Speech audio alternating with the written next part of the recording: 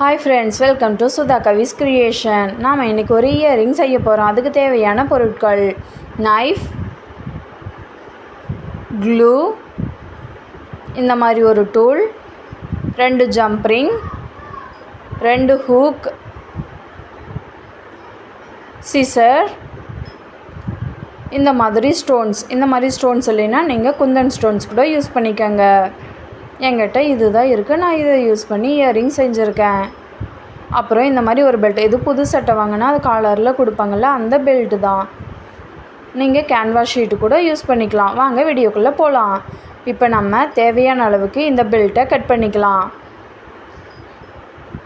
இந்த பெல்ட்டை கட் பண்ணதுக்கப்புறம் இந்த பெல்ட்டில்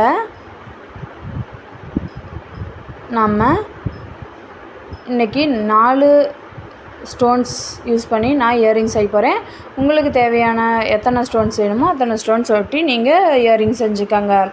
இப்போ இந்த பெல்ட்டில் க்ளூ அப்ளை பண்ணி ஸ்டோன்ஸை ஒட்ட போகிறேன்.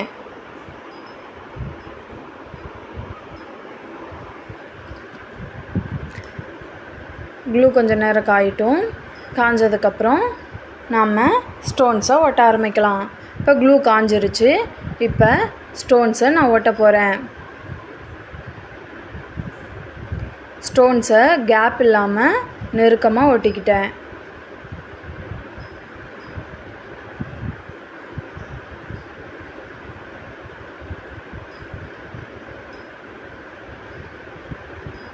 நான் ஸ்கொயர் ஷேப்பில் ஒட்டிக்கிறேன்.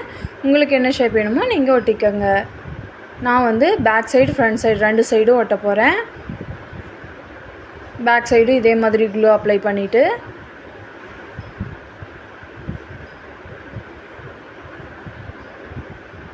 ஃப்ரண்ட் சைடு எப்படி ஒட்டி இருக்கிறோமோ அதே அளவுக்கு பேக் சைடு நம்ம ஒட்டிக்கலாம்.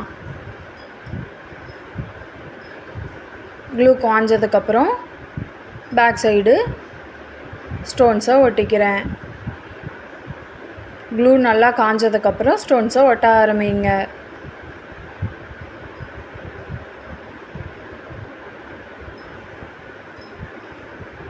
ஸ்டோன்ஸை ஈக்குவலாக ஒட்டிக்கோங்க. ஒட்டினதுக்கப்புறம் அதை லைட்டாக ப்ரெஸ் பண்ணிக்கோங்க. ப்ரெஸ் பண்ணிவிட்டு அது கொஞ்சம் நேரம் காய வச்சுருங்க. இப்போ நம்ம காஞ்சிருச்சு நம்ம ஒட்டி வச்ச ஸ்டோன்ஸு. இப்போ நம்ம பேசிக்காக இந்த மாதிரி ஐபின்னை வச்சு தானே இயரிங் செய்வோம். ஆனால் இப்போ நான் என்ன பண்ணியிருக்கேன்னா, சேஃப்டி பின்னில் ஹீட் பண்ணி ஒரு ஹோல் போட்டிருக்கேன். அந்த ஹோலை சுற்றியும் ஒரு லைன் வரைஞ்சிருக்கேன். இப்போ அந்த மாதிரி நம்ம சேஃப்டி பின்னை வச்சு செஞ்சிட்டோன்னா அந்த ஹோலில் ஜம்ப்ரிங்கை ஜாயின் பண்ணி நாம் இயரிங் செஞ்சுக்கலாம். ஐபின் நம்மளுக்கு தேவையில்லை. நான் வீடியோவில் காட்டுற மாதிரி அந்த மாதிரி லைன் வரைஞ்சிக்கோங்க. இப்போ நம்ம அதை கட் பண்ணிடலாம். இந்த ஹோல் போட்டதை மட்டும் விட்டுட்டு மற்றது எல்லாத்தையும் கட் பண்ணிடலாம். வீடியோவில் காட்டுற மாதிரி இப்போ நம்ம கட் பண்ணோன்னா இந்த மாதிரி தான் இருக்கும்.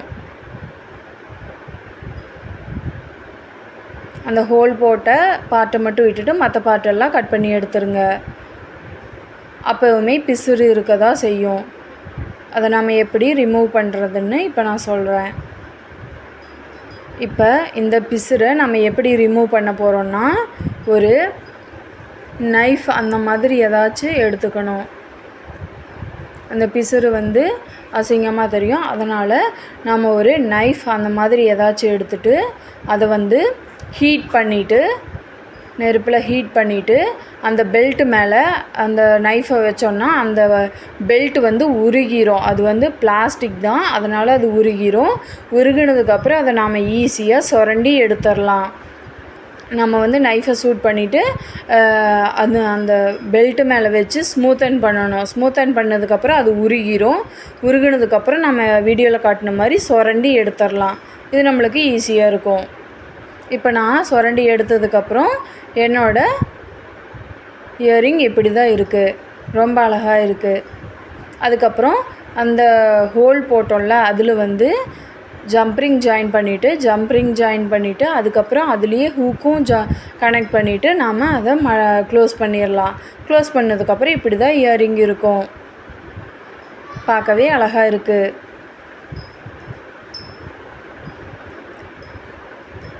பார்த்தீங்களா ஃப்ரெண்ட்ஸ், ஒரு அழகான இயரிங் செஞ்சாச்சு. இந்த மாதிரி உங்களோட வீட்டில் இருக்கிற குழந்தைங்களுக்கும் செஞ்சு கொடுங்க. Love you.